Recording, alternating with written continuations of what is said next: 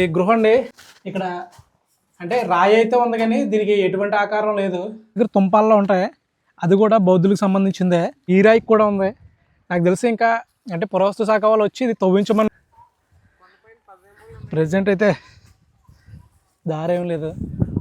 And అందరికీ welcome to Tuni vlogs. ఈరోజు మన ఛానల్లో ఈ వీడియో అయితే చాలా స్పెషల్ అండి. ఎందుకంటే మన అనకాపల్లి జిల్లాలో రాయవరం మండలంలో గెడ్డపాలెం అనే ఈ ఊరిలో క్రీస్తు శకం 6వ శతాబ్దానికి సంబంధించిన బౌద్ధులకి అంటే అప్పుడు బౌద్ధులు ఉండేవారంట.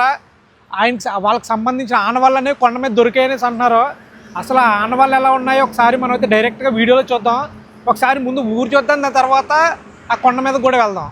ముందుగా ఈ గెడ్డపాలెం ఊరు ఎలా వెళ్ళాలంటే రాయవరం మండలంలో అడ్రోడ్డు అనే ఊరు ఉంటుంది. ఈ ఊరు దాటిన తర్వాత నేషనల్ హైవే మీద నుంచి డైరెక్ట్ గా ఒక రోడ్డు అయితే ఉంటుంది. ఆ రోడ్డు గుండా వస్తే ఈ ఊరు అయితే కనిపిస్తుంది. ఈ ఊరు అయితే తునికి సుమారుగా 22 కిలోమీటర్ల దూరంలో ఉంది. అలాగే ఈ ఊరు వెళ్ళేటప్పుడు కూడా చుట్టూ పచ్చని పొలాలతో ఆ ప్రకృతి చూడడానికి చాలా బాగుంటుంది. ఇక ఈ ఊర్లో ఎవరితో మాట్లాడినా సరే వారు ఆగి మాట్లాడే విధానం, వారి మాటలతో ఎదుటి వారిని మరింత కలుపుకునే కలుపుగోరుతనం వలన ఈ ఊరు వెళ్ళిన వారికి ఈ ఊరు మీద మరింత ఆకర్షింపజేస్తుంది. ఇంతకీ ఈ ఊరికి గెడ్డపాలెం అనే పేరు ఎందుకు వచ్చిందని ఈ ఊరు వాళ్ళని అడిగితే, పూర్వం ఈ ఊరు రావాలంటే ఒక గెడ్డ దాటుకుని రావాల్సి ఉండేదని, అందువల్లనే ఏమైనా గెడ్డపాలెం అనే పేరు వచ్చి ఉండొచ్చని ఈ ఊర్లో ఉన్నటువంటి కొంతమంది అయితే చెప్తున్నారు. అదే విధంగా ఈ ఊరు పాలకోవా కూడా చాలా ఫేమస్ అంట. సుమారుగా 30 సంవత్సరాల క్రితం నుంచి కూడా ఈ ఊర్లో పాలకోవా అయితే తయారు చేస్తున్నారంట. అయితే గతంతో పోలిస్తే ఇప్పుడైతే ఈ ఊర్లో పాలకోవా తయారు చేసే వారి సంఖ్య తక్కువగానే ఉందని చెప్తున్నారు. అలాగే ఈ ఊర్లో ఇప్పుడు ఒక శివాలయం ఉంది. ఆ శివాలయం ఉన్న ప్లేస్ లో ఒకప్పుడు స్కూల్ ఉండేదంట. అయితే ఆ స్కూల్ ని ఇంకొక ప్లేస్ లోకి మార్చి ఇప్పుడున్న శివాలయాన్ని అక్కడ నిర్మించారంట. ఇంతకీ ఈ ఊరు న్యూస్ లో అది రీసెంట్ గా ఇంత వైరల్ అవడానికి గల కారణం ఏంటంటే, ఈ ఊరికి ఆనుకుని ఉన్న కొండ మీద బౌద్ధులకు సంబంధించిన కొన్ని ఆనవాళ్ళు అవి ఏ శతాబ్దానికి చెందినవి అని మనం కరెక్ట్ గా చెప్పలేకపోవచ్చు, కానీ కొండ మీద దొరికినటువంటి బుద్ధుని బొమ్మలు అలాగే నిర్మాణానికి ఉపయోగించిన ఇటుకల్ని బట్టి చూస్తే అది బౌద్ధుల కాలానికి సంబంధించిందని తెలుస్తుంది. మన భారతదేశంలో బౌద్ధులు ప్రధానంగా 6వ శతాబ్దం నుంచి 12వ శతాబ్దం వరకు నివసించినట్లు చెప్తుంటారు. దీన్ని బట్టి చూస్తే ఇవి 6వ శతాబ్దం నుంచి 12వ శతాబ్దానికి సంబంధించినవి.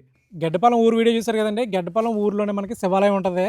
ఈ శివాలయం పక్కనేనండి మనకి బౌద్ధులకు సంబంధించిన ఆనవాళ్ళని దొరికాయని అన్నారు. అయితే ఇది ఇప్పుడు కాదు, చాలా రోజుల నుంచి ఇక్కడ ఉందంట. ఈ ఊరు వాళ్ళే చెప్పిన దాని ప్రకారం ఏమంటున్నారంటే, ఇది చాలా రోజుల నుంచి ఉంది, కాకపోతే ఇది మాకు బౌద్ధులకు సంబంధించిందని తెలియదనేసి వీళ్ళు అంటున్నారు. ఒకసారి వీళ్ళని అడుగుదామండి, ఇది ఎప్పటి నుంచి ఉందండి మీ ఊర్లో ఈ కొండ? ఇది మా తలలకు కానీ మా తాతలకు కూడా తెలియదమ్మా. ఎప్పుడూ చానాలు పట్టు కట్టారంట. అది మేము ఎక్కువ చిన్నప్పుడు ఎక్కితే 4 తంబాలతోటి మన పిల్లర్స గట్ట పోసి 4 తంబాలతోటి ఉంది. గృహలా ఉండదండి? గృహంలాగా ఉంది. ఆ తర్వాత అయ్యప్ప పక్కనేమో అప్పనబాబు జోన్లాగా ఉన్నాయన్నమాట. కానీ మీరు ఎవరో అది ఏదో ఏదో మనకేం చరిత్ర మనకేం తెలియదు. మరి ఇది ఎప్పుడు బయటకు వచ్చిందంటే? ఇది ఇప్పుడు మొన్నే వచ్చిందమ్మా. మొన్న అంతా కలిసి 1 నెల అవుద్ది, అప్పుడు వచ్చింది. ఎవరి ద్వారా వచ్చిందండి? ప్రెసిడెంట్ గారి ద్వారాగానే. అంటే ఎవరో సార్ ఎవరో చూసారు ఏదో అనేసి అన్నారు. ఇంకా అది కూడా జరిగింది. అందరూ వచ్చారు ఇక్కడ ఈ భూమి తగు గురించి వచ్చారు. వచ్చి చూసి ఎలా అందరికీ అని చెప్పారు అన్నమాట. అంతే. అది ఎప్పటి నుంచో ఉందండి. మనకి మా తాతలకు మా బావులకు కూడా తెలియదమ్మా. మీరైతే నార్మల్గా మీదకి మేము మీదకి వెళ్ళడం, ఆ మీద కూడా ఎక్కువ.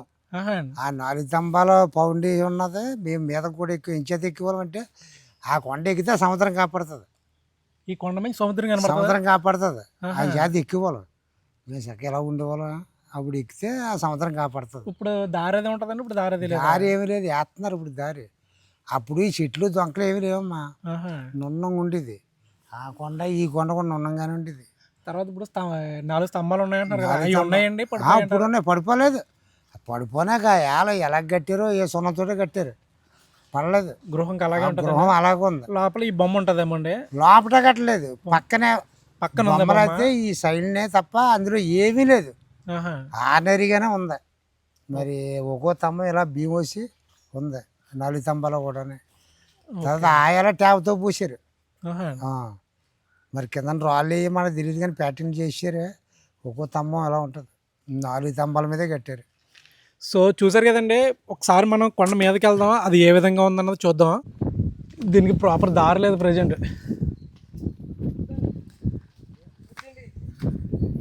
వెళ్ళండి, మీరు వెళ్ళండి. అటు సైడ్ అయితే ఆల్రెడీ పురావస్తు శాఖ వాళ్ళు చెప్పారంట అది నరికించమని. అంటే ఇంకేమైనా ఆనవాళ్ళు బయటపడతాయని ఆల్రెడీ మిషన్లో చెట్లు అయితే కట్ చేస్తున్నారా. మనం అయితే కొండ చాలా వరకు ఎక్కామండి, కాకపోతే మనకి ప్రాపర్ వే తెలియకపోవడం వల్ల వేరే రూట్లో వచ్చాం. మీరు చూడొచ్చు, అది గెడ్డపాలెంలో ఈ ఊర్లో ఉన్న శివాలయం. ఇవన్నీ పొలాలు కూడా ఈ ఊరికి సంబంధించినవే. తర్వాత మనం మీదకి వెళ్ళే కొద్ది మీకు మిషన్ సౌండ్స్ వినిపిస్తున్నాయి కదండి. ఆల్రెడీ వర్క్స్ అయితే అవుతున్నాయి, దారి చేస్తున్నారు. పైకి వెళ్దాం మనం. సో కొండ కొంచెం మీదకి వచ్చిన తర్వాత మనకి ఇక్కడ బుద్ధుడికి సంబంధించిన కొన్ని ఆనవాళ్ళు కూడా కనిపిస్తాయండి. ఒకసారి మీరు చూడొచ్చు ప్రతి రాయి మీద వీళ్ళు ఏ విధంగా చెక్కారో. ఇలాంటి చెక్కడాలు మనం అనకాపల్లిలో తుంపాల దగ్గర చూసామండి.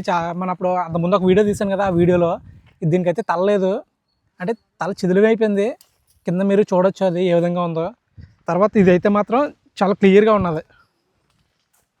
సేమ్ ఫోటో మనకి అనకాపల్లి దగ్గర తుంపాల్లో ఉంటాయి, అది కూడా బౌద్ధులకు సంబంధించిందే. కాబట్టి ప్రతి రాయికి కూడా ఆ విధంగా చెక్కారు వీళ్ళు. అక్కడ ఒకటి ఇక్కడ ఒకటి ఉంది. కాకపోతే ఇవన్నీ కొన్ని సంవత్సరాలు అయిపోవడం వల్ల చిదులు అయిపోయాయి. ఇంకా ఈ రాయికి కూడా ఉంది. నాకు తెలిసి ఇంకా అంటే పురావస్తు శాఖ వాళ్ళు వచ్చి ఇది తవ్వించమన్నారు. దానివల్ల అంటే తవ్వడం వల్ల ఇంకేమైనా బయటపడతాయన్న ఉద్దేశంతో కిందన గృహ కూడా ఉంటుందండి. తర్వాత మీరు పైన చూడొచ్చు.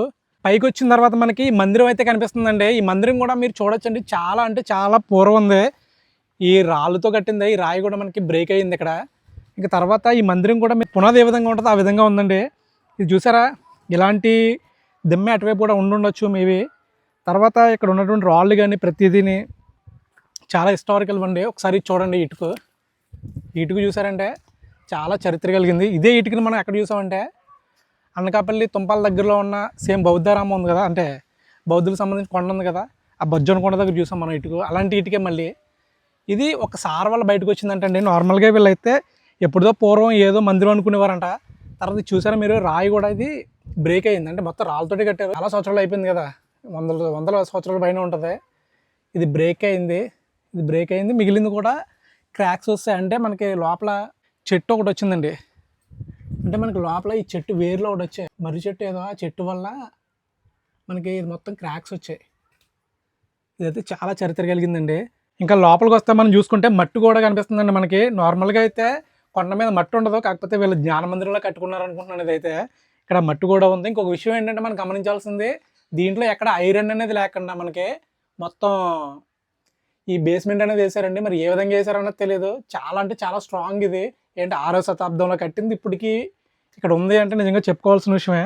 తర్వాత ఇలాంటి ఇటుకలు మాత్రం మనం ఎక్కువగా ఈ బౌద్ధులకు సంబంధించిన ఏవైనా ఉంటే ఆ ఏరియాలో మనకు కనిపిస్తుంటాయి. మనం లాస్ట్ టైం ఒకసారి నేను కొడవల దగ్గరలో, అంటే కొడవలి కొండ మీద ఉంటుంది, అక్కడ కూడా బౌద్ధారామం ఉంది, అక్కడ కనిపించింది. తర్వాత ఇక్కడ మన అనకాపల్లి తుంపాల దగ్గర కూడా సేమ్ అలాంటి ఇటుకే కనిపించింది. ఈ తర్వాత మనకి కుమ్మరలావలో, అంటే కుమ్మరలావ అంటే తుని పక్కన కుమ్మరలావ ఉంది, అక్కడ కూడా ఇలాంటిదే కనిపించింది.